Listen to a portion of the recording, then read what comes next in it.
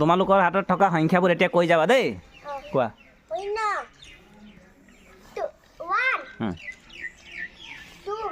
তুমি চন্দা